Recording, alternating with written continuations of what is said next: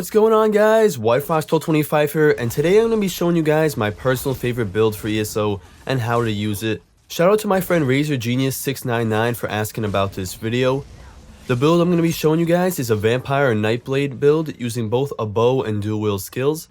It's great for stamina DPS, but really it's orientated towards solo play, which is mostly how I use it. I use it simply because I personally find it really enjoyable to play with, and also I have a lot of fun using it. I'm sure there are some builds out there that give you better DPS, or maybe more effective, but again, I use it because I find these skills really fun to play with. But let's move on and I'll show you guys everything you have to know about this build. Let's start off with the attributes. I have 63 in stamina and 1 in health, but if you guys want to put all your points in stamina, you could definitely go ahead and do that too. I use the Thief Stone, and for obvious reasons you're going to have to be a vampire to use this build. Next up, let's talk gear. I'm using all medium armor. The two sets we're going to be using for this build are Hunding's Rage and Night Mother's Gaze. With Hunding's Rage, we're going to be using our pants, arms, belt, chest, and boots. And then for Night Mother's Gaze, we have our helm, shoulders, bow, and both of our daggers. Also, I'm currently using stamina recovery jewelry.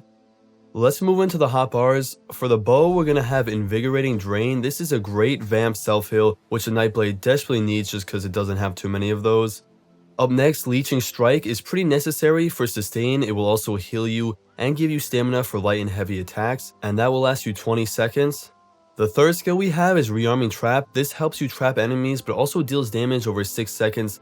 Most importantly, it gives you a 10% increase for critical damage. One of our go-to skills is Poison Injection. It does initial poison damage and then even more poison damage after that, over 10 seconds. And last but not least, Endless Hail is another go-to skill for this build. It's just a great AoE that does damage over an area for again 10 seconds, and that lines up nicely with Poison Injection. And for our ultimate, we're going to be using Devouring Swarm. It will heal you extremely well, but also do some nice AoE damage for you too. Let's move on and talk about our dual wield bar. First up, we have Ambush, which we will be using a lot to close in on enemies. It's going to stun them for 2 seconds as well, and give you a 20% increase for your next attack. Deadly Cloak is our second skill. When you activate it, it's going to do damage to nearby enemies for 3 seconds and shield you 25% from AoE attacks, and that will last you 15 seconds. Killer's Blade is up next. It does 300% more damage when the target is under 25% health, and it will also heal you when they die, so this is a great skill to use when your enemy's low on health and you want to finish them off. A skill we're going to be using a lot is Surprise Attack. It does a great amount of damage and will stun your enemy if you're sneaking.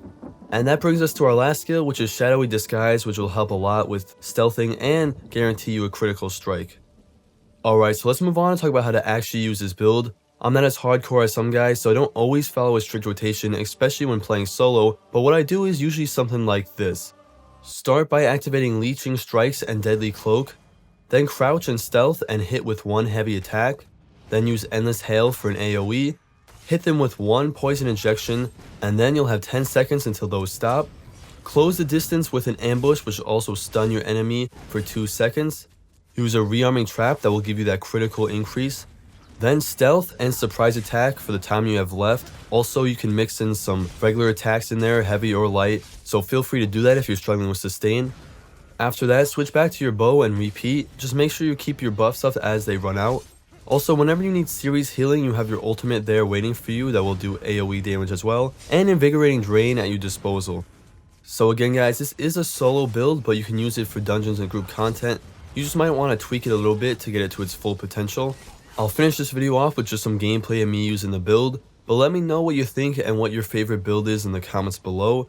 If you guys want to see more ESO content, make sure to hit the subscribe button because I'm always covering the game. If you guys liked the video, make sure you shoot a like. Thank you so much for watching as always, and I'll see you in the next one.